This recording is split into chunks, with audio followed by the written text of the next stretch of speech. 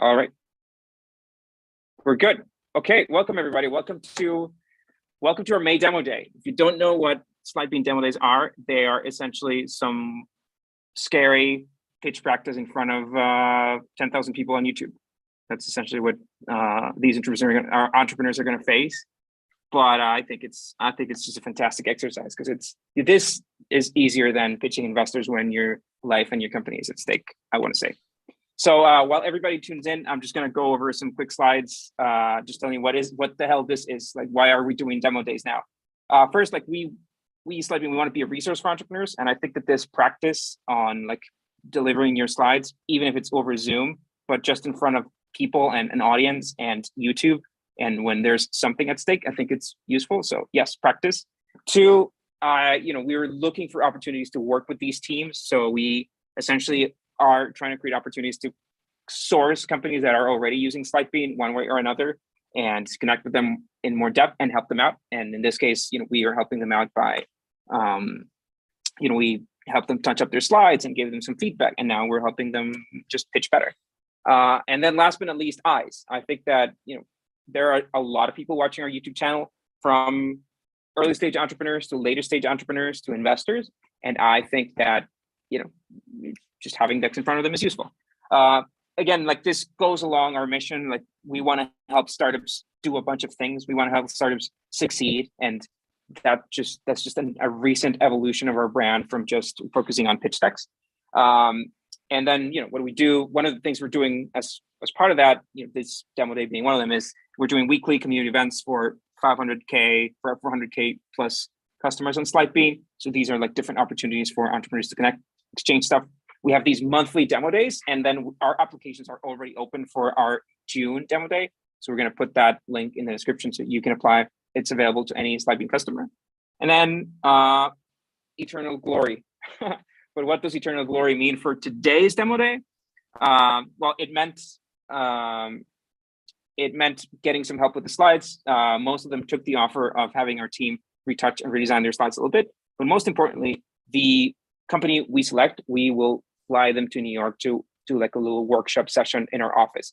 We're offering our introduction book, and then as we coordinate dates, ideally me and one of my co-founders and our team will be available to help over the course of a week. And I think just being in New York is cool. Aiming to do this in Q4 with a few winners from the demo days coming in the next few months. So the judges for today are Carao Ventures. They're an early stage VC firm that we were one of their first backed companies, and now they've agreed to be our judges for today. Why? Because we have two entrepreneurs from Latin America. Carao Ventures is focused in Latin America, so I figured this would be a fantastic match. Now, I don't want to spill the beans about the companies that we're hosting today. I'll just leave you with these three images. I trust that founders will be able to pitch much better than I will about what their businesses do and how exciting they are. So we'll take the first founder now. So Roberto Tame, who is the CEO of Noktos, will be taking the first slot. First out of three pitch decks today, limited to 4 minutes, and feedback by the judges. Thanks for tuning in for demo day. Roberto, when you're ready, share your screen. Let's get rolling.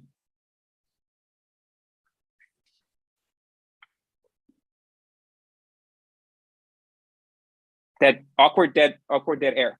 But we have video for you, and we have slides for you. So we're good. Hola, I'm Roberto, CEO of Noktos, and I'm here to tell you how we're changing the way business travel happens in Latin America and beyond. Did you know that business travelers account for 12% of all travelers, but account for 75% of the industry profits? That means that they're paying 6 times more the average. Before founding Noktos, and for the last 12 years, our team launched and managed Extended Suites, a multi-million-dollar company in the hotel industry that evolved into Mexico's #1 extended stay chain, selling more than 1.5 million rooms. Let me tell you what we found. Hotels and other providers cannot monetize 100% of their rooms. So in order to compensate for this lack of income, they look for ways and type of customers, such as business travelers, to charge them more. I have experienced both problems. As a hotelier, sitting in thousands of unfilled rooms that expire every day, and as a business traveler, having to pay more, which I hate, by the way. In contrast to commission-based travel providers like Expedia, Booking, and even American Express Travel, where hotel prices changes by the minute and companies have no certainty on how much they will pay, at Noktos, companies prepay a number of what we call Nokto. Think of it as a unit of measure that allows them to fix the price of their future accommodations, protecting companies against price volatility and cash flow uncertainty. Noktos technology models the timing, likelihood, availability, and future prices. So, ensuring that the amount paid to hotels does not exceed the amount collected from customers, Noktos makes money. During last year, Noktos has already helped 900 companies monetize over 60,000 rooms. That's more than $2 million in GMV, and made in our first year over 100K in EBITDA. We have helped our customers reduce their travel bill by 25% while boosting occupancy rates for hotels. So companies and hotels love Noktos. We have completed phase one. We have proved that we can solve customer pain points and make money. We know the model works and we're ready to refine it. During our second phase, Noktos will scale up in Mexico and further develop its technology. For our third phase, we will expand across LATAM, offer additional products like airline tickets and rental cars, and even offer financing solutions to both buyers and suppliers to further expand our margins. We are constantly looking for partners to join Noktos, accelerate our growth, and revolutionize the way companies pay for travel. Gracias.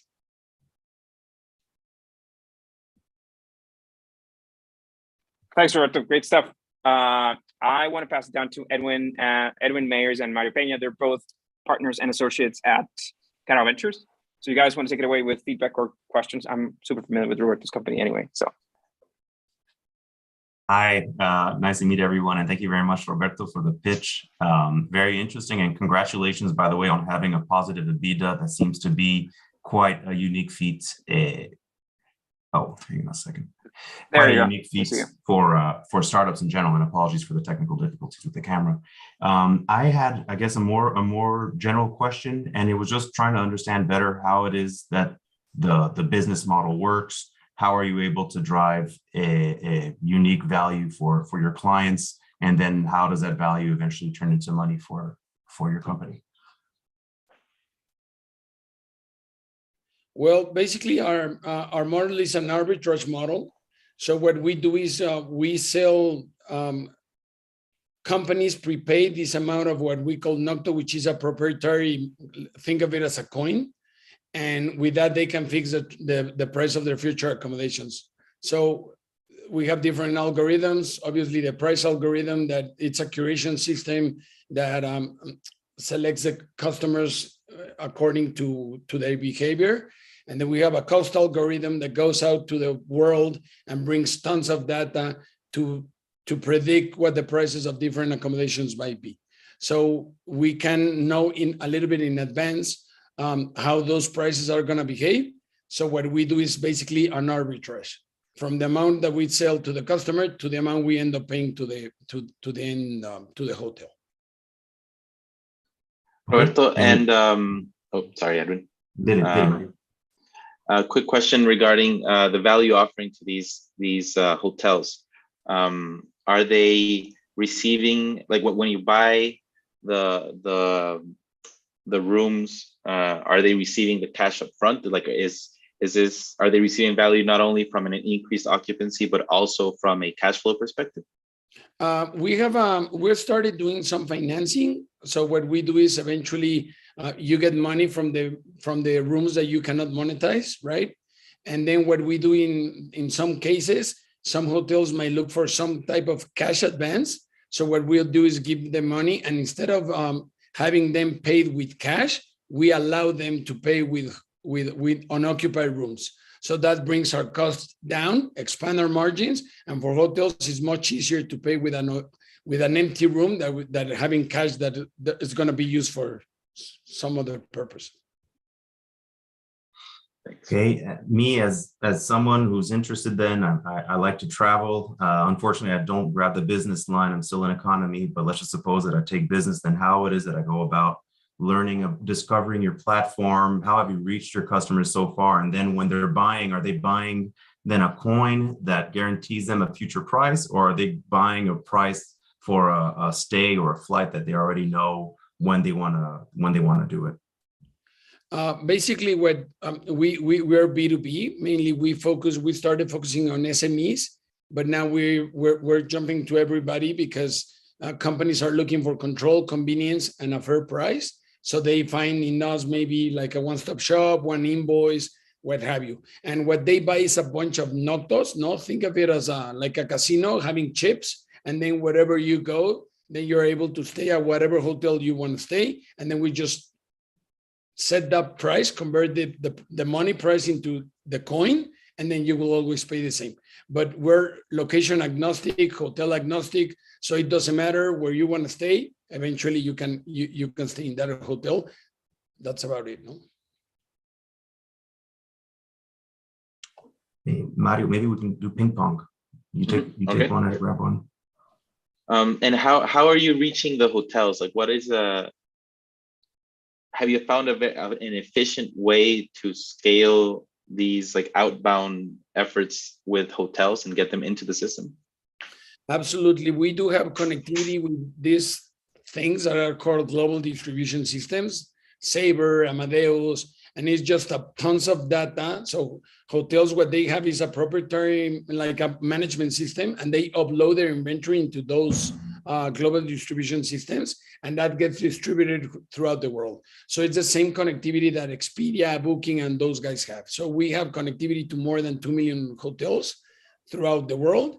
We basically focus within Mexico now. Eventually, we're moving south to Latin America and the US market. So yes, we do have tons of hotels. Maybe sometimes we even a customer might book a hotel and the hotel will never know that they have a booking coming from Noktos, no? So it's completely easy, seamless, no? When you speak to me about coins, when you speak to me about hotels with low occupancy rates and flights, it reminds me a lot of simply the loyalty space, the loyalty industry. And this is an industry that has been trying to attack these underutilized, be it seats, be it rooms, be it cars, be it anything, right, related to travel. They've been trying to attack all of these underutilized belongings or products from all kinds of different angles. Is there, or have you sensed that perhaps the hotel industries or the different industries you're targeting might not be a bit oversaturated with offers from other kind of loyalty focused programs? And then if not, how do you think you're able to differentiate yourself or increase adoption from your clients? Yeah, basically what we believe is that the industry is changing. I mean, the dynamic pricing, the dynamics of dynamic pricing has moved companies to pay more, no? So if you book a hotel through a Mac instead of a PC, you'll get a different rate. If you do it from a Starbucks in Queens instead of being Park Avenue, you'll get a different rate. So companies get advantage of business travelers. Even if you go to some sites, they might ask you, this is a business trip or a leisure. And if you pick business, then automatically they're going to charge you more. So what we're noticing is that companies now want to save money. They want the predictability in their expense. So sometimes maybe loyalty is going to go out the door for you to get some savings and get the convenience out there, no? So it's basically how the industry is changing after COVID. Got it, guys. I'll interrupt now because we have to. I don't want to be mindful of time and stay on schedule. Stay on schedule for the live stream, guys. So our next guest is Matt. Matt, make sure that you share your screen. Thanks a lot for the pitch, Roberto. Good to see you again. So Matt is the CEO of SquareDash. Matt, we don't see your face yet, but I'll shut up and maybe you'll pop up. Yeah, there we go. Cool. You can see my screen? Yeah, we got you. All right, cool. All right, so Finding more customers is hard for any business. And as a roofing contractor for the past 12 years, one of my number one concerns has always been finding more customers so that we could grow our business. And things like managed repair programs from insurance carriers make the promise of more customers, but they come at the expense of very low margins for the contractors, which is why very few of us use them. SquareDash is developing an easy button solution for contractors and property owners involved in the overly complex process of filing an insurance claim, which if you've ever had to do, we can all agree is a major pain in the butt. And why is it such a pain? Well, I'm glad you asked. First, it can be quite complex to incorporate the necessary workflows that aren't found in retail jobs, dealing with adjusters, multiple estimate revisions, negotiations, and things of that nature. It's also very high volume after storms hit heavily populated areas and can damage hundreds of thousands of homes in a matter of minutes. And then we go from doing 5 jobs a week to 20, just like that.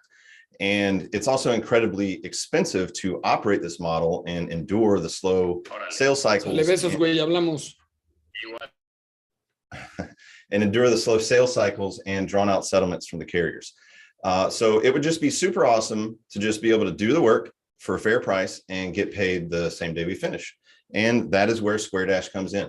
It is the first unified platform for contractors that uses our proprietary document processing engine to automate data ingestion from paper or electronic carrier estimates and feed our platform the data it needs to automate other workflows like scope revisions, which can take 1 to 2 hours per job, material and labor ordering, which requires specialized knowledge and skill sets, and then also ultimately eliminating accounts receivables by giving us a very high confidence decision on whether or not we should purchase the contractor's receivables from them and get them paid the same day for a small fee, of course. And all of this combined together forms the data layer required for the first mutually beneficial managed repair program to exist, making the property repair process as easy as ordering from DoorDash. And we start by targeting roofers inside the $67 billion property loss claim market. Of that, about a third are hail and wind claims that are managed almost exclusively by roofing contractors. And with our revenue model that includes subscription fees, in-app marketing activity, and funding fees from the receivables, we estimate a roughly $200 million opportunity just in this one niche market. And next up will be other restoration trades like fire, water, and flood. We have an amazing team put together with deep domain expertise with over 25 years of combined experience in restoration. I'm a 3rd generation contractor, and after a short career as an avionics technician in the Navy, I started a path in sales that led me into roofing. And my co-founder, Jeremy, also has extensive experience in restoration, but also has about 5 years of full stack development under his belt. He's created all of our prototypes and proofs of concept so that our mutual friend Elliot could step in and draw on his 12 years of experience in enterprise product management to guide our small engineering team led by Jose. We have over 50 contractors on a wait list that seem desperate for a solution like this to hit their companies. We've been working on a partnership with a major material supplier that's interested in our funding solution, as it will help clear up a lot of bad debt to the only entities in our industry that extend credit and always seem to be the last to get paid. And we are just weeks away from launching our beta, so we are super excited about that. We've raised about $200,000, and that's got us to where we're at now. We're now looking to raise $2 million on a safe note with the $10 million cap, which we will use to grow our team, fill out our roadmap, and get the rest of our suite into the market. And so, yeah, that's it. I just want to thank you so much for your time and attention, and look forward to answering your questions. Thanks a lot, Matt. I see some changes in your deck compared to the last time I saw it. I think the story flowed super clearly now. So good. Thanks for taking the feedback. Awesome. Thank you. Edwin and Marty, you want to take it away? Sorry, make sure that you unshare your screen, Matt. Oh, yeah. There we go. Well, thank you, Matt. This is very interesting product and niche that you're targeting. I just have a quick question regarding the relationship with insurers. Sure. Does this product require any integration with the insurers? How do you get and how do you get the product in front of them and have them use it? Because I think the supplies or the the contractor part is the perfect way to start. It's easier, but integrating with insurance companies might be difficult. Yes, it's a great question. Yes, and you hit the nail on the head. You know, we have to start on the contractor side because carriers have unlimited resources and access to data and all these things that they can use to optimize their side of the claim. That doesn't exist on the contractor side, on the policyholder side of the claim. And so we really need to form that unified data layer so that we can then approach carriers and say, hey, look, we have all of this data that gives you insights into the actual material costs, the actual labor costs, the time that it takes to complete these jobs, the process and what it looks like on our end and what we're having to deal with as contractors, and then use that, you know, to go to them to form a solution that works for both sides. Because if we can drive down costs through lowering overhead and maximizing efficiency in the contractors, that means that there's room for margin or room for prices to come down on the carrier payout side of things. So it can be a mutually beneficial relationship there. So it is, you know, a couple of years down the road, we think, to start approaching carriers with this, but we are pitching at the USAA Bunker Labs pitch competition next month. So we plan on starting those conversations and developing those relationships right now so that we can kind of be working in parallel towards that solution. Now, my question's sort of an extension of Mario's question, and it's regarding incentives and motivation. My understanding is that insurance companies, a lot of time, they want the process to be complex, high in volume and expensive. It's just so that way it deters you from even wanting to fill out the insurance claim to begin with. Of course, sure, if your house is without a roof, then you're definitely going to want to fill out that insurance claim. But what about other kind of constructions or damage claims that maybe the insurance companies, they're just not incentivized to want to integrate and you know, streamline the whole process of them doling out money on claims?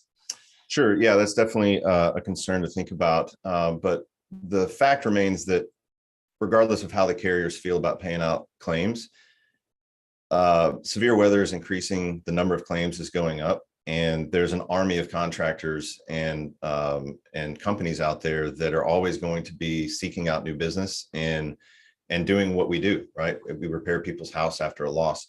And if we can figure out a way to strike a balance between taking care of the work that needs to be done while also doing it in a way that benefits all of the stakeholders to the maximum degree that we can, that seems to us like a win-win situation. There is always going to be kind of an adversarial relationship between the claims department of carriers and contractors that are costing them a lot of money. But one thing I do know is that carriers would love to get their hands and eyeballs inside of this side of the claim so that they can be more strategic in how they operate. And, you know, looking into the future, maybe we don't partner with a carrier. Maybe it doesn't go that route. As things get more decentralized in our world, maybe new insurance models start popping up where profit motive is not the driving factor as much as it is right now. And this data layer will certainly be a necessity to make that world a reality. So we kind of have two paths there. Okay, thank you. Matt, and a quick question about your go-to-market strategy, because at the end of the day, like, insurance is regulated at like a very like state level. And I don't know if, like, how are you deciding where to start, where to create like the density of like high density of use, you know, and what's the plan in the next 12 months or 6 to 12 months? Sure. Great question. So we're located in Dallas-Fort Worth area, and this is kind of the mecca of hail and wind related claims. There's probably 18 other different markets around the country that we've identified as storm markets, if you want to call them that, event-driven markets. So starting in Texas is the obvious starting point for us. There's about 8,000 registered contractors just in North Texas alone, not counting the rest of the state. So we have plenty of bandwidth there to start. And then we'll probably move into Colorado next, and then move a little east towards Georgia and Tennessee, where some of the other storm patterns go. And just an add-on to that, you know, partnering with other channel partners within our industry that sell to our customers, like material suppliers and other industry partners like that, is part of our strategy. if I can sneak in one last question, how is your product timeline looking, at least for your product to be ready to be fully integrated with whoever it is that needs to be integrated, so that way you can start, making your first sales? And then from there, I guess I'll tag on an extra question. Have you begun speaking with financiers for this factoring aspect of the business, which I think is super smart? Yes, to both questions, or well, I guess it wasn't a yes or no Yeah. question, our MVP is set to launch mid to late June. We're just a couple of sprints away from wrapping that all up. We had some tooling to do on our algorithm to get it into the actual product and not just be a back-end solution. But that's coming together nicely. We're right on track with all our milestones. So we'll be able to offer that in a monetized way very, very soon. And we're going to be entering at a very low $99 a month for the company, not a user fee model to launch with, because we want as many people feeding our platform as much data as possible so we can train our models as fast as possible. And then part of our roadmap includes some marketing and other job management tools that help the contractors run more efficiently. And those will be user fee based upsells. And then, yes, in answer to your second question, we actually are nearing completion with a financial company and a credit facility to be able to facilitate that in a very streamlined way. So that we expect that after we get the beta into the market, we expect that to come along towards either the end of the fourth quarter or beginning of first quarter next year. So. Awesome, guys. I'll interrupt you all here so we can move to the next one. Matt, thanks a lot for your time today. Thanks for the pitch. Thank you. Great. I told you the first time. Fantastic slide. We didn't touch the slides. Like, that's all credit to him for a fantastic deck. All right, so we're coming to the last company of today's demo day, which is Redress. CEO Rossana Ceccato. Rossana, you want to unmute your camera, share your screen, get ready for the. Okay, we got you, and your video. Maybe you show up on the screen, but take it away. Okay, I'm here. Can you see Can you see my screen? Can you see my screen? Yeah, we got you. We got you. Okay, wonderful. Hi, everybody. My name is Rossana Ceccato, and I am Redress CEO and founder. 80% of women think they have nothing to wear, even if their closets are packed. Due to social media, women don't want to be seen more than twice with the same garment. These pieces can stay up to 5 years in their closets to suddenly end up in landfills. Women accumulate as they feel frustrated because resale sites only let them recoup a minimal fraction of the original cost of their pieces, while swap services are limited by one-to-one transaction. The solution is Redress, a digital one-sided marketplace where users can immediately swap their quality used clothing for pieces already in our inventory, which is constantly being nourished by those same users. How Redress works: 1, upload pictures of the garment you want to swap. 2, mail the pieces to Redress. 3, we will credit your account with points based on the market value of the pieces. 4, redeem your points for styles already displayed on the platform. And 5, receive them at your doorstep. Market trends. 9 billion pieces of clothing are hanging in US closets every year, and the secondhand apparel market is expected to grow up to 82 billion in the next 10 years, growing 3 times more than the overall market. We have 2 main revenue streams: a subscription and a transaction-based model. We make an average 40% margin over our subscription plans and flat rate swap transactions. We expect to reach more than 6,000 swaps and more than 300 subscriptions during our first year. We launched our MVP last September 2021, just in the Miami area, and since have been growing 20% per month, generating $17,000 in revenue, 17 social media followers, 9,000 leads. We have done more than 1,200 swaps with an average ticket of $70 per swap. Our recurrence rate is more than 70%.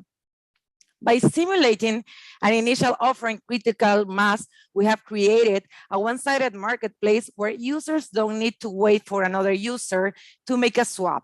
Through Redress, users can renew their wardrobes, recouping up to 90% of the original cost of their garments, not in money, but in equivalent or even better piece, while helping the planet by reducing their carbon footprint. We are two Latin founders, myself, Rossana Ceccato, CEO and founder, fashion entrepreneur with more than 15 years of experience in the fashion industry, and Alfredo Ferrari, my co-founder, serial investor and entrepreneur, business development VP for Nextel Brazil and Founder Institute mentor. And at least we have Matias Erkovich. Matias is legal and strategy. We are raising right now 1 million to make our magic happen for our post MVP first year. Thank you very much. Thanks so much to you for a fantastic pitch, Rossana. Thanks for the time today. Carao team, you want to take it away?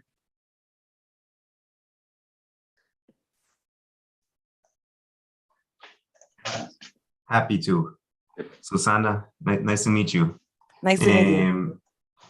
I had a question regarding just current technologies that you have in place. I feel like a lot of challenges that could be met with this business model, given that you're working with high volume products, they're swaps. So by definition, it's pretty much for free. It's low value items.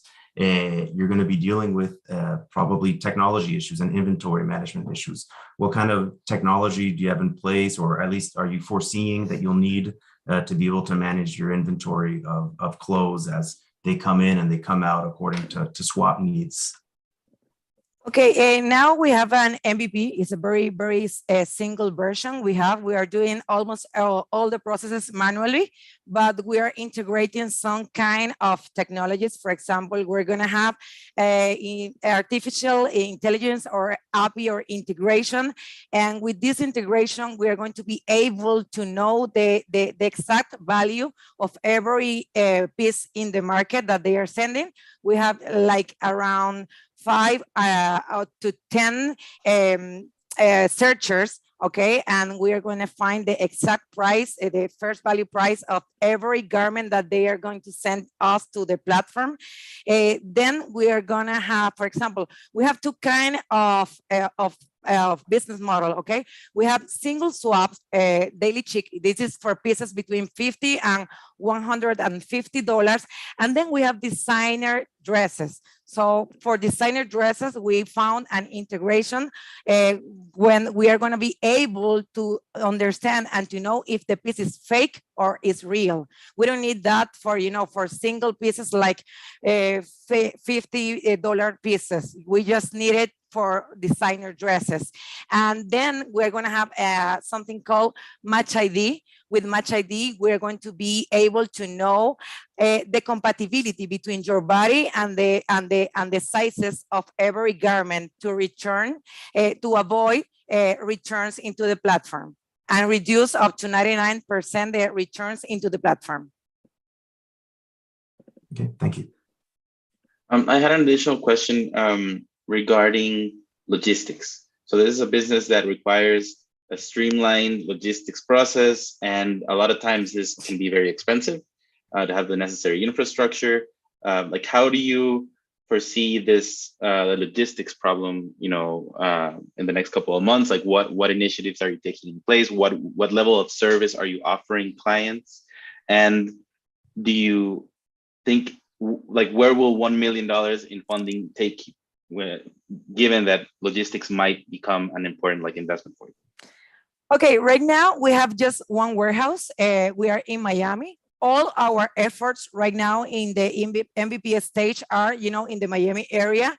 We want to be in 3 months and 6 months, maybe in New York and LA, because we know that these are the 3 main, cities talking about fashion in the United States. So now we are focusing our MVP in single transaction, but our core is subscription, and all the expensive, talking about logistics, are included in our cost of every subscription. So we know that we are going to be maybe Miami, LA, and New York, and we can handle in a cheaper way our logistic process. And we know that when we arrange 100,000, more than 100,000 transactions in our platform during the first year, we're going to have 30% of discount. Talking about cost of the expensive and cost in logistics services. Thank you. And I was going to ask you, how is the competitive landscape on our side, south of the border? We've seen a fair share of companies that are trying to operate on a similar model, except that they're not operating off of coins or you know, a platform specific currency. They're operating off of straight cash transactions. So in Latin America, I feel like there's a good amount of competition. In the US, I know that there's ThreadUp. How do you see the competitive landscape? Okay, we don't have direct competitors. ThreadUp is resell, Render Runway, for example, is rental services. And for us, the most fair way to renew your wardrobe is to swap. But to swap is complicated because I need someone else, okay, to trade.